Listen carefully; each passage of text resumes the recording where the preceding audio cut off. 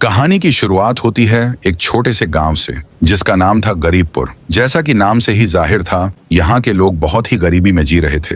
रोज की 2 वक्त की रोटी जुटाना भी किसी जंग से कम नहीं था। इसी गांव के एक कोने में मिट्टी की दीवारों वाला एक टूटा फूटा घर था जिसमें रहता था राइस्टार अपनी बूढ़ी माँ के साथ। राइस्टार की जिंदगी बहुत साधारण थी। गाँव के बाहर उसकी एक छोटी सी चाय की टपरी थी, वहीं से घर का सारा खर्चा चलता था। सुबह सुबह वह चाय बनाकर ग्राहकों को पिलाता और रात में थका हारा माँ के पास लौट आता। गरीबी थी लेकिन सुकून भी था।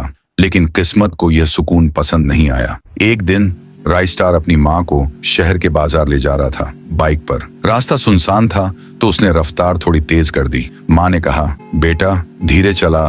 लेकिन बाइक की तेज आवाज में राइस्टार को कुछ सुनाई नहीं दिया। तभी एक काली एसयूवी अचानक सामने आ गई। एक भयानक टक्कर हुई। राइस्टार सड़क पर गिर पड़ा और कुछ पलों के लिए उसकी आंखें अंधेरे में डूब गईं। जब होश आया तो देखा वहां लोगों की भीड़ जमा थी। उसने खुद को घसीटते हुए माँ तक पहुंचाया जो जमीन पर खून से लथपथ पड़ी थी। आंसू रोकते हुए राइस्टार चिल्लाया, माँ माँ। अचानक एक एम्बुलेंस आई। राइस्टार ने माँ को उठाया और सीधे अस्पताल भागा। अस्पताल में डॉक्टर ने जांच के बाद कहा, आपकी माँ को बचाया जा सकता है लेकिन उनकी हालत बहुत नाजुक है। ऑपरेशन तुरंत करना पड़ेगा और इसके लिए 10 लाख डायमंड का इंतजाम करना होगा। राइस्टार जैसे सुन्न हो गया। डायमंड इतने कहां से लाऊं? उसकी आंखों में बेबसी थी और दिल में डर। उसी पल अस्पताल के बाहर एक काली लैम्बोर्गिनी आकर रुकी। उससे उतरा एक आदमी काले सूट में, चेहरा सख्त और नजरें तेज। वह सीधा राइस्टार के पास आया और बोला, सुन है तुम्हें पैसों की जरूरत है? राइस्टार ने कहा, हाँ, मेरी माँ की जान खतरे में है। वो आदमी जेब से एक कार्ड निकालकर राइस्टार को दिया और फुसफुसाकर बोला,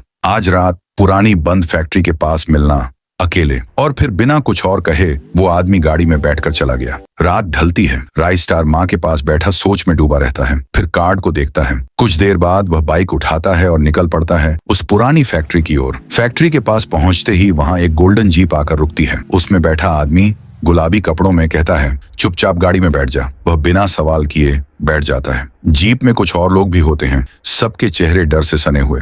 अचानक जीप के अंदर से एक गैस छोड़ी जाती है, एक अजीब सी नशे की गंध। राइस्टार की आंखें भारी होने लगती हैं और वह बेहोश हो जाता है। जब राइस्टार की आंखें खुलती हैं तो वह एक बड़े से हॉल में होता है, कपड़े बदले हुए, हाथ में एक नंबर लिखा हुआ। वहां उसके जैसे और भी कई लोग खड़े होते हैं। तभी पीछे से एक भयानक सी आवाज आती है।